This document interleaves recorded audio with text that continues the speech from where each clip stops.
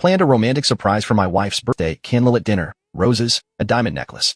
But when I got home early, I found a man's jacket on our couch. Then I heard laughter coming from our bedroom. I'm a 42-year-old man, and my wife, Sarah, and I have been together for 15 years. We live in a quiet neighborhood in Chicago. I believed we had a strong marriage, built on trust and mutual respect. Sarah's 40th birthday was approaching, and I wanted to make it special. She's always been the one to plan surprises for others, and I felt it was time to do something memorable for her.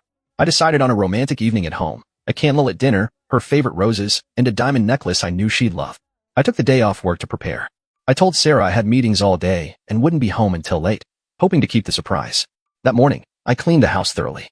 I scrubbed the floors, dusted every surface, and made sure everything was spotless. I wanted the setting to be perfect. After cleaning, I went shopping for ingredients to cook her favorite meal, grilled salmon with asparagus and garlic mashed potatoes. I also picked up a bottle of her preferred white wine. On the way home, I stopped by the florist to get a dozen red roses and then headed to the jeweler to pick up the diamond necklace I'd chosen for her. Back at home, I set the dining table with our best china and silverware. I arranged the roses in a vase as the centerpiece and placed candles around the room to create a warm, intimate atmosphere. By mid-afternoon, everything was nearly ready. I decided to take a quick shower and change into something more formal for the evening. As I was getting dressed, I glanced at the clock and realized I had some time before Sarah was expected home. I thought about how surprised and happy she would be. I imagined her walking through the door, seeing the setup, and smiling with delight. That image kept me going through all the preparations. Around 4:30 p.m., I heard a car pull into the driveway. Confused, I looked out the window and saw an unfamiliar black sedan. My heart started to race. I wasn't expecting anyone, and Sarah wasn't due home yet. I tried to rationalize it. Maybe it was a delivery or a neighbor stopping by. I walked downstairs quietly and noticed a man's leather jacket draped over the back of the couch. It was well worn, definitely not mine. My stomach dropped. I felt a cold sweat forming as I tried to make sense of it. Then, I heard laughter coming from upstairs, our bedroom. Sarah's laughter, mixed with a man's voice. It was lighthearted, intimate. My mind raced with possibilities, each more painful than the last. I stood frozen at the bottom of the stairs, my heart pounding in my chest.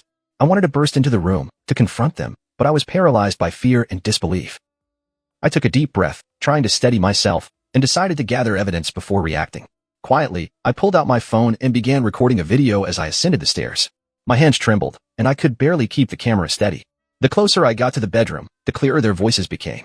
They were talking about plans they'd made together, inside jokes I wasn't privy to. I reached the bedroom door, which was slightly ajar. Through the gap, I saw Sarah on the bed with a man I didn't recognize.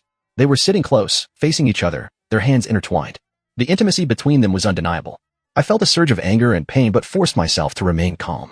I continued recording for another minute, capturing their interaction as evidence. Then, unable to bear it any longer, I stepped back from the door and retreated downstairs as quietly as I could. Once outside, I sat in my car, gripping the steering wheel tightly. My mind was a whirlwind of emotions. Betrayal, sadness, anger, confusion. I replayed the video, hoping I had imagined it all, but the footage confirmed my worst fears. I knew I couldn't stay there.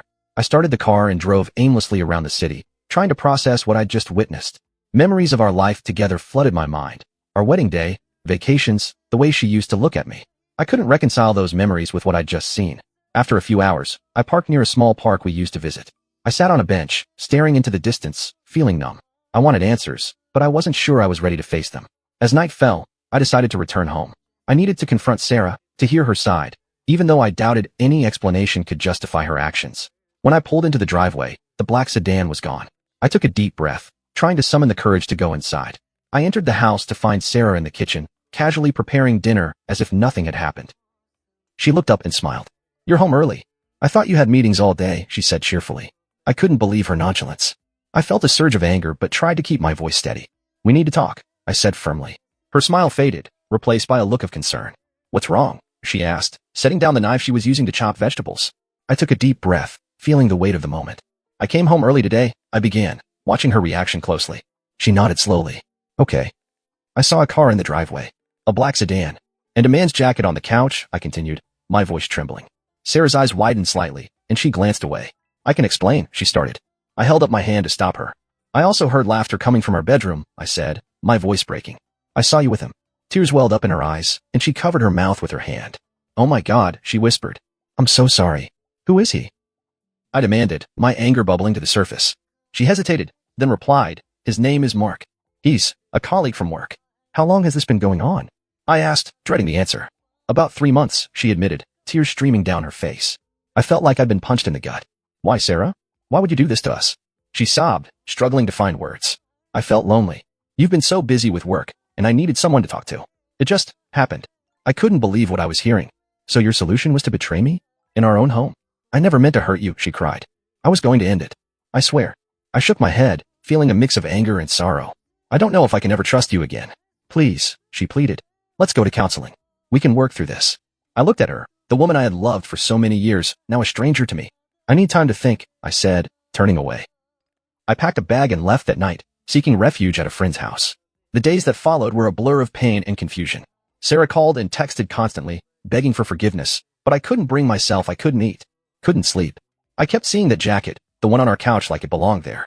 I kept hearing her laugh from upstairs, soft and sweet, the same laugh I used to hear when we were alone. I couldn't get the picture out of my head. The two of them on our bed, hands touching, smiling like nothing in the world was wrong. I stayed at my friend Daryl's place. He had a small extra bedroom, no frills, but it was quiet and safe. Daryl's been my best friend since high school. When I told him what happened, he didn't say much. Just handed me a beer and let me sit in silence for an hour. That's the kind of friend he is. On the third day, Sarah showed up at Daryl's house. I was in the garage with him, sorting through some of his old tools, trying to keep my hands busy. We heard a car pull up and a knock on the front door. Daryl looked through the window and then turned to me. It's her. I didn't move at first. I just stood there, staring at a rusty hammer like it held all the answers. Finally, I walked to the front door and opened it. Sarah stood there with puffy eyes and a makeup-free face. Her hands were shaking. She didn't say anything for a few seconds. Then she held up a small photo album. What is this? I asked. I thought you should have it. From the early days. When we were happy. She handed it to me, and I took it without thinking. Inside were pictures from our wedding, our first vacation, her 30th birthday party at Navy Pier, our trip to the Smoky Mountains. I flipped through it slowly, my chest tightening with every turn of the page. I know I screwed up, she said. But we had something real once. I didn't respond. Just closed the album and looked her in the eye. Why him? I asked. Why Mark? She looked away. It started at work. He listened. He made me feel seen. I didn't plan for it to happen, but I didn't stop it either. I felt sick. So what? You were going to keep sneaking him into the house while I was working my ass off for us? No. That was the first time, she said quickly. I was going to end it that day. I told him to come over so I could say goodbye in person. I stared at her. And the laughing? The holding hands? That looked like a goodbye to you. She couldn't answer that. Later that night, Daryl and I sat in the backyard. He grilled some burgers, and we ate in silence. Then he said something that changed everything. You sure she's telling the truth? I looked up. What do you mean? You said this started months ago, right? But a guy doesn't just walk into another man's house for the first time like that. He looked comfortable. That jacket on the couch? That didn't look like a first visit. It hit me like a truck. I hadn't thought about it that way. The man hadn't looked nervous or like he was sneaking around. He looked like he belonged. The next day, I went back to the house while Sarah was at work. I still had my key. I didn't go to take anything.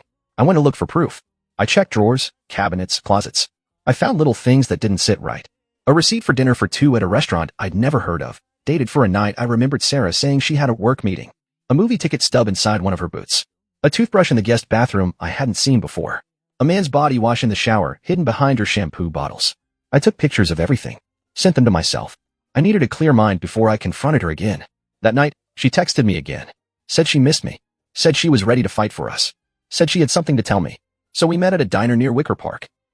I brought a folder with the photos I took. We ordered coffee. I waited. There's something else, she said finally. I wasn't completely honest. I didn't say anything. I opened the folder and slid it toward her. She looked at the pictures. Her face went pale. I know this wasn't the first time, I said quietly. How long has it really been? She looked down. 9 months. I leaned back in the booth, feeling the air get sucked out of the room. 9 months. Nearly a year. I was going to leave you, she said. At first. I told him I wanted to move in with him. But every time I got close, I couldn't do it. I kept thinking about you. About us. You mean you kept stringing us both along, I said. My voice was calm, but I was shaking inside. Then she said something that made my blood run cold. He said if I didn't leave you soon, he was going to come tell you himself. I stared at her. He threatened you? She nodded. He said he didn't want to be the other guy anymore. He said he'd show up to your job, to your family. That's when it got serious. Real serious. I realized I didn't just have a broken marriage on my hands. I had a man who thought he had a claim on my life. I asked her if she still talked to him. She said no. She said she blocked him 2 days ago. I didn't believe her. That night, I sat alone in the apartment, phone in hand. I pulled up his name, Mark Wilson. I remembered it from the video, from the way she said it. I started digging. I found his social media. A LinkedIn, Facebook, Twitter. And then I found something else. An old post from last year. A picture of him and Sarah at a street fair. Her arm around his waist. His tagged caption, best part of my summer. She was smiling. Not the fake kind she used at work parties. The real kind. The one I hadn't seen on her face in a long, long time. She'd lied about everything. He wasn't some emotional escape. He was her second life. And she almost left me for him. But now he was angry, dumped, and lurking somewhere in the shadows. I wasn't just dealing with betrayal anymore. I was dealing with danger. I didn't sleep that night.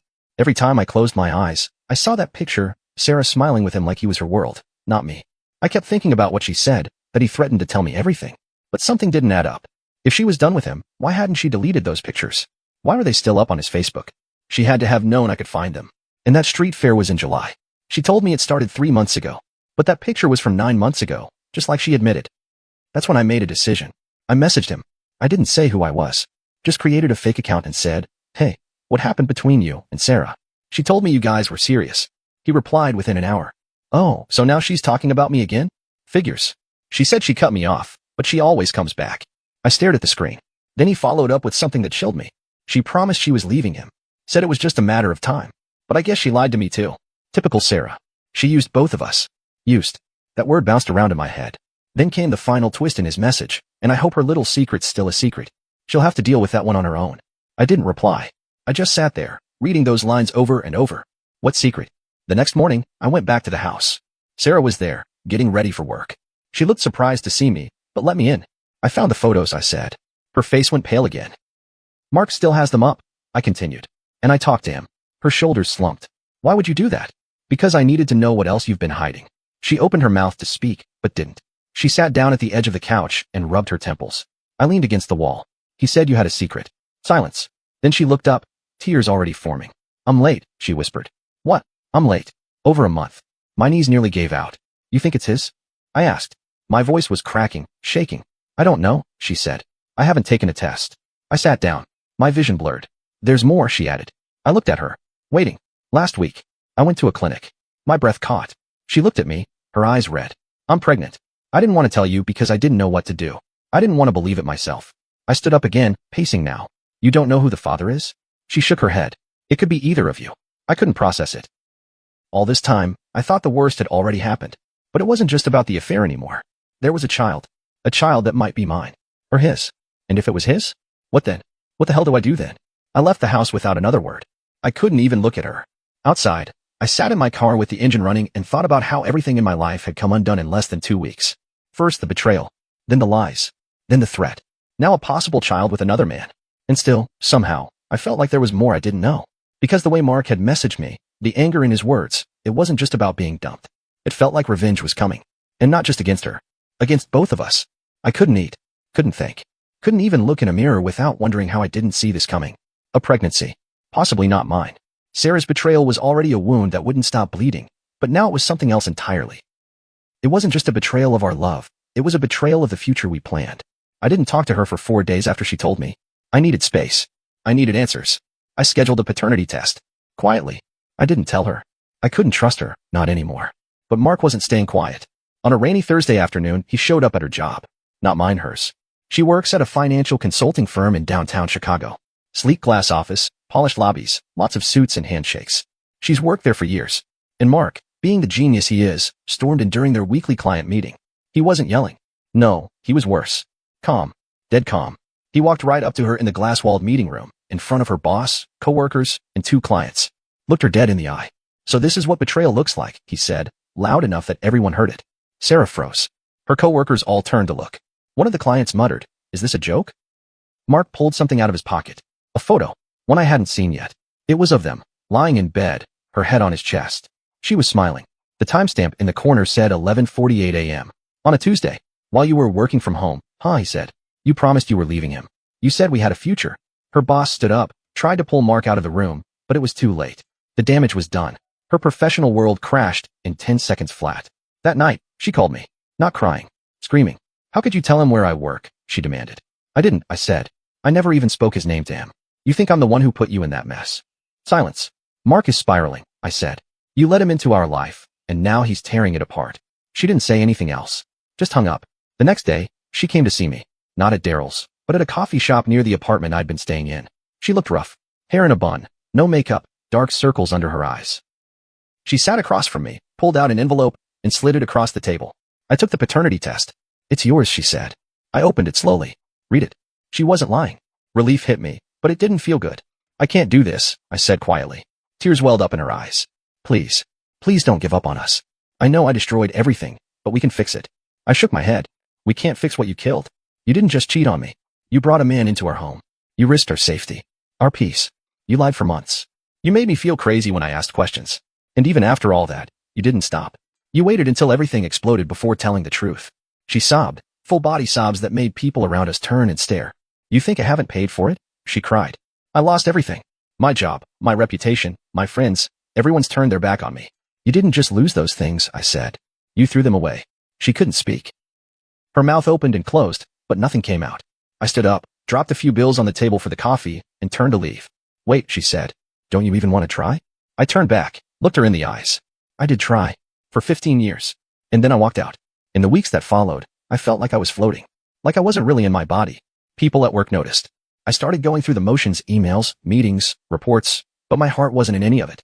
Daryl sat me down one night and said, you know what scares me, man?